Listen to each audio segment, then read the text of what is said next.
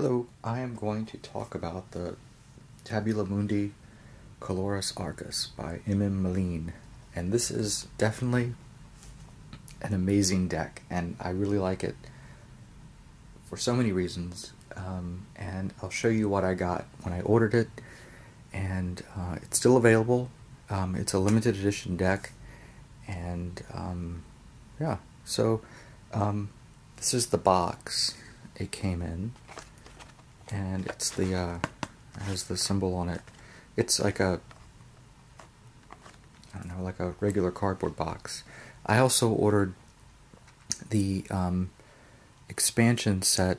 It's a 14 card expansion, the Deacons, which has some silver foil, and I'll show you that. That's exciting. But I also got this really cool large Major Arcana card, just in an envelope, just for fun.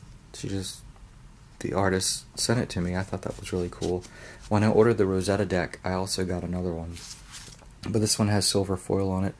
It's actually quite nice. It's a really nice card. So on the website, I noticed that there's a couple things. It's a Tree of Life tarot. It's a modern reinterpretation of the archetypes. And it's considered Thoth-based. And each card took 25 to 30 hours to create, to actually draw from. And the other thing was I had to look up what a Deacons was. I just wasn't sure what it was.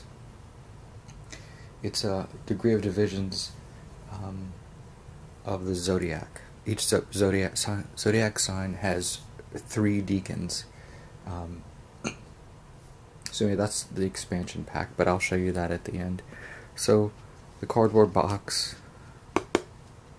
and then it came. This was around the cards, and it has the number on it. This is 984.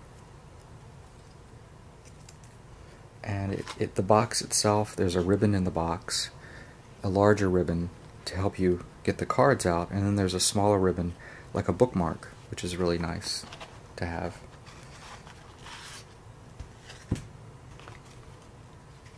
So there's the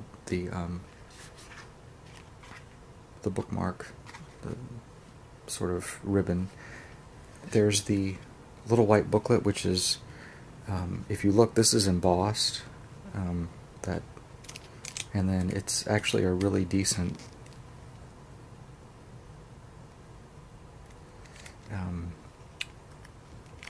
book.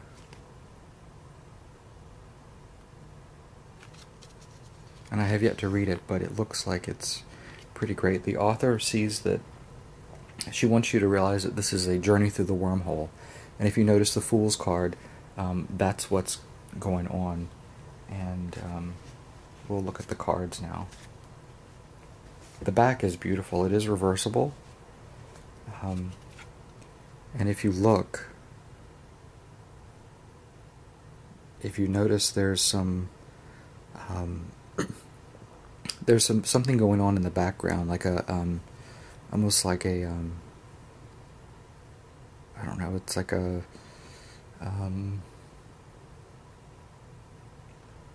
hologram going on. So it's almost sparkles, which is really pretty. So this is the card that they give you. It's the authors signed it. It's the Arcus, and it's deck 984. And this is the beautiful symbol that she uses. You can actually buy this as a fabric patch on the website. And the website is, if you just do Tabula Mundi, it's the artist's website, and if you want to buy it, it takes you to like a side website. So the Universe card, the Aeon,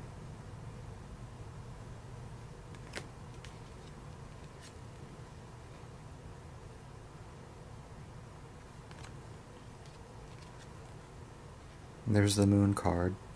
Notice the big one has some silver foil, this one does not.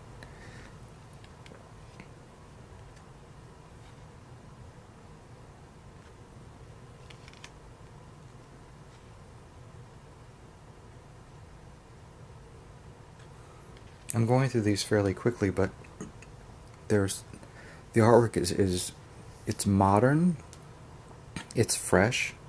I like that an artist actually drew on it, drew from her her knowledge and experience in the tarot, and gave us this amazing deck. I mean, it's really a beautiful deck. I mean, the symbolism in it, the way things are done.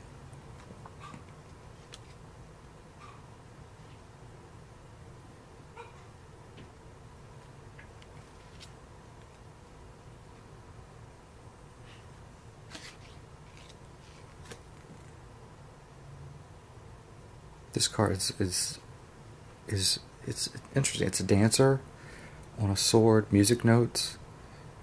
She has tattoos. So the card stock is it's fairly good, not terribly slick. So if I pick the cards up, they're noisy. The thickness is great, it's perfect, and it's a larger size deck. Notice how it fits in my hands. It's nice to hold. I love the cream background, it's nice. And I thought for this deck I wouldn't really talk about the images too much. I mean, there's just so much going on, and I think if I just reduce it down to talking about it, I think it would do the deck a disservice, because there's just so much going on. I mean, like the hearts with the pomegranate seeds in it. I mean, there's a lot of thought going on in this. The Magus. We see the wormhole start here, and then we should have the Fool with the wormhole, stepping into the wormhole. So it's starting the journey. And this is a card I actually do like to talk about, because I think it tells a lot about the deck, just analyzing the card. So we have the sack that he's carrying. We have a tiger instead of a dog. We have a snake wrapped around, butterflies, a crocodile. So stepping into the wormhole, there's also a crocodile or alligator. And there's multiple snakes swirling around. We have the sun as a tattoo.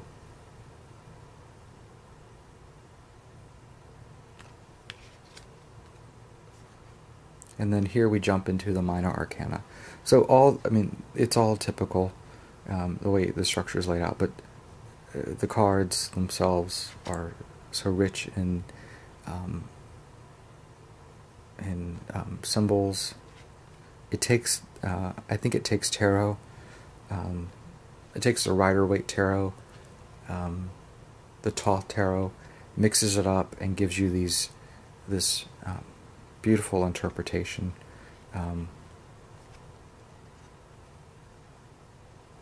And I think compared to the Rosetta deck, this one, it took it that much further.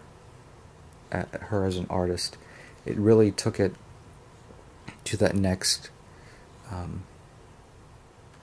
the next level of being educated, and also devotion to the tarot itself.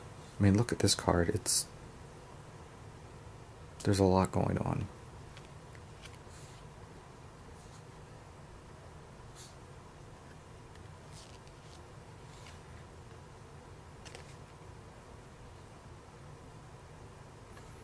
It would be nice to have silver foil on these, but that's okay. I think if you got the one big card that I got is actually from the Major Arcana set, where it's major only, and I think they had the silver on them. But the expansion, the Deacons 14 card set I got, does have the silver foil. I thought, why not get that since it's attached to this deck? Why not get the expansion? I'm not sure how I would use it. You could use it by itself. You could use it with the deck. I just like to have it so I have a complete, a deck.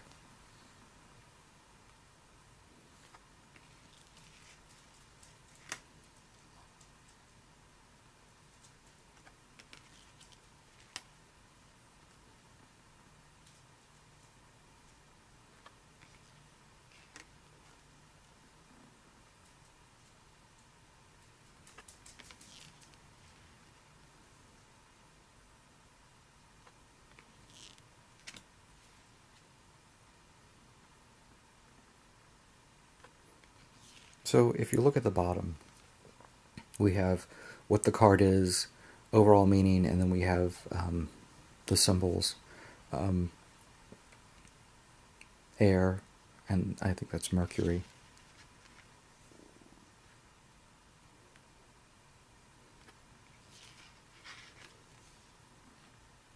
Or it could be wrong.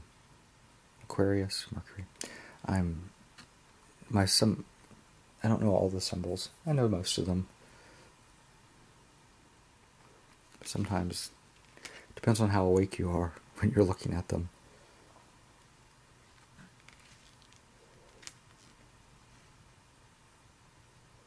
The one thing I should say is I am always learning new things about the tarot. I don't know everything. I don't think there's hardly anyone that can say they know everything about the tarot. Because it takes years and years of study to become adept. But also, you have to have a certain... you need to be empathic to actually help people, I think, if you're reading for them. Part of it is you tuning into them. Part of it is interpreting the deck to that person. Some people can say that's not magical at all. There's nothing supernatural, and that's fine. There's different schools of belief. Whether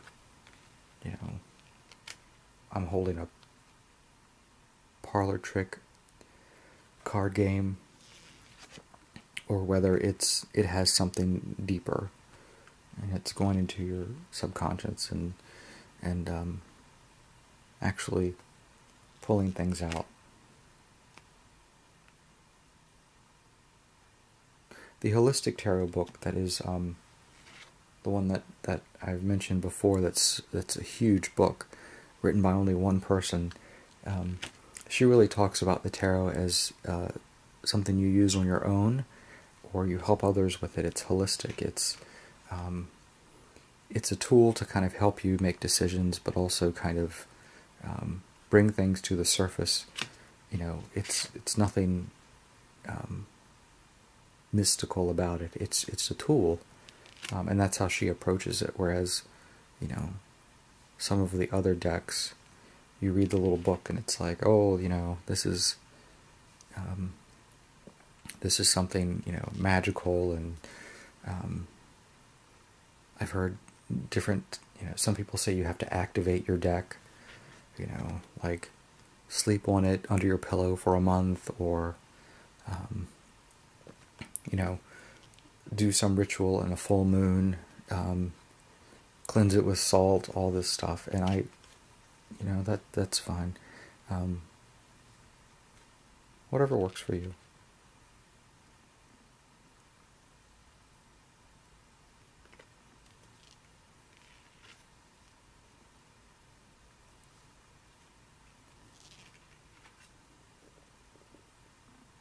I love how the colors switch up.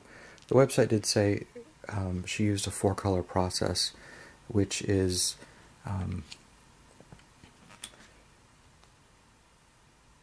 which was standard for the I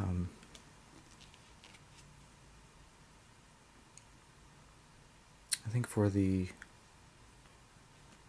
I forget. If I say it, I'll say it wrong. It's keeping in the tradition of like the Thoth deck. So that's all the regular cards that make up the deck, and I'm going to put them back. in their box.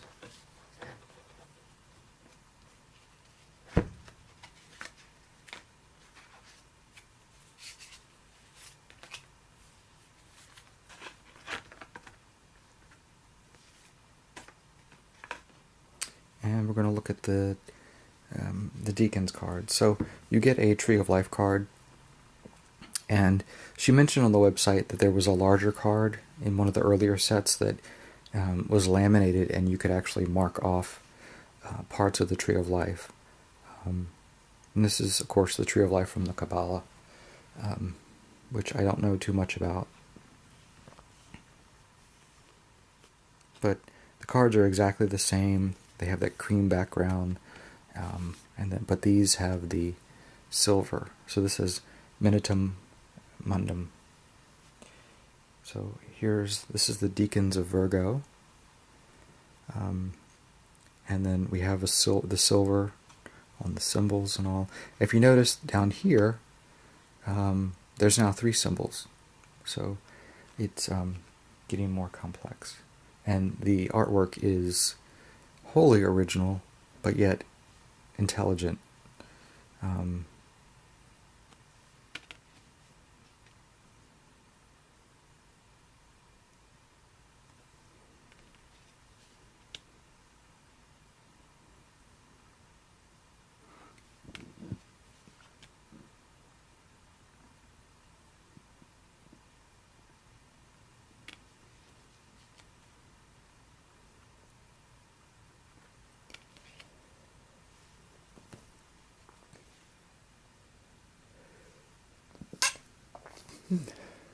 Sorry, I have to sneeze, but I held it in.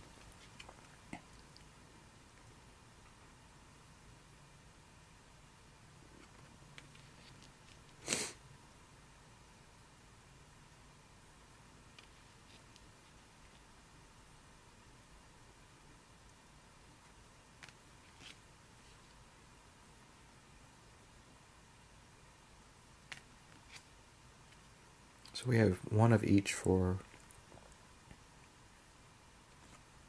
the Zodiac, as well as this card, which is the Lust card. It says In Nomine Babylon, which, if you look, it's the... I can tell you a little bit about this card based on the Bible. We have the Whore of Babylon riding the beast with the 7 heads, 8 heads. Yeah, 8 heads if you include the lion. It's an interesting card, but Lust, Whore of Babylon, yeah, kind of makes sense with it. So that's the deck. The Lust card is an interesting addition. We have certain decks that add cards, like the Crowley Toth deck. You have 3 Magnus cards, the Aeon card instead of the Fool. Some decks, add these extra cards to kind of bring out some of the inner things in the deck. And that's really cool, and I really like it. So I'm really happy I bought the expansion. It's since it's from this deck, meant for this deck, I wanted to keep it, the whole deck, and I put them together. They fit in the deck, and I'll put it back. So I'll put that there, and there's the Moon card. I want to get this framed. This is actually, I love it, and the fact that she just included it, was great. The envelope is embossed, and it's actually sort of metallic. Has a metallic sheen on it. Compared to the Rosetta deck, we have it's smaller. We have the same type of box with the Ankh on it.